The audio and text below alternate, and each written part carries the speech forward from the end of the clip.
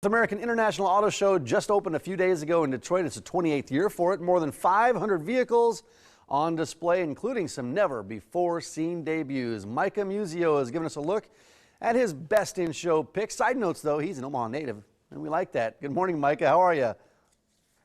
Good morning. Yeah, cars that you've never seen before. I'm actually standing right next to one. This is the Volvo S90 unveiled here at the Detroit Auto Show. And Volvo, man, they're having a heck of a show. They won Best Truck of the Year with the XC90. And now a lot of the things that made that such a successful SUV have been crammed into a really cool luxury sedan. The S90 has some interesting technology built into it. One of my favorites, a large animal detection system. So when you're driving and a deer leaps out in front of you, before you recognize it, the car probably will, and will alert you to that fact and maybe even brake the car a little bit. Also, the Sensus infotainment system that we love so much at Kelley Blue Book in the XC90 has found its way into the S90. So a very luxurious car with some great technology, and that technology thing, that's definitely a trend you're seeing in the automotive industry and throughout the entire show in general. Yeah, that is plush. What other things do you see as the other big trends in the automobiles coming out of this year's show?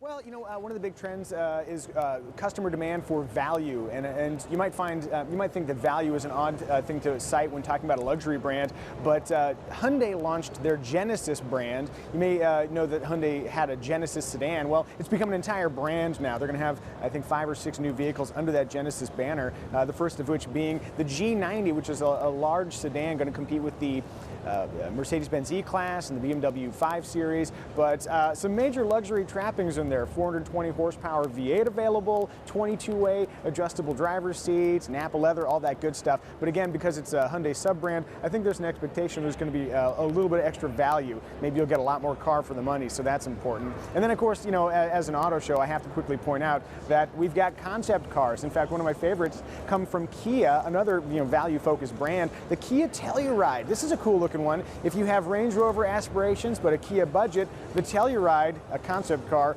might be the answer. It just looks beefy and awesome, and Kia does just such a good job with design, but applying that to a large SUV, a 7-passenger SUV context, I think it really works. The concept also has a 400 horsepower hybrid powertrain, just in case you were wondering. So no word on whether or not they're going to build that thing, but I think if they did, they might have some buyers, maybe in snowy or at least freezing Omaha. Well, we'd take one of those. What cars do you see as being the most in demand this year, though? I think the cars that are going to be in demand are the ones that have the features buyers want. Car buyers are becoming increasingly savvy. Maybe a good example of that would be the Chrysler Pacifica. I'm a new dad, so now I care about minivans. And man, this thing has some really cool technology. Things like a 360-degree camera system. That's a technology that was introduced a few years back from Infiniti, and now all the car makers are incorporating that kind of technology. So being able to see all around the vehicle. As consumers become aware that that's a thing that they can have on their car, they're going to demand that their car have that. So that's a little great bit of technology. And one other cool thing, if you stick your foot under the side sliding doors of that Pacifica, they will automatically open. And if you got an arm full of groceries or something, that's just a killer. Well, that is. We're not talking the 1980s minivans here. I mean, these are high-tech minivans. Mike, how about a website to go to for more information about the auto show?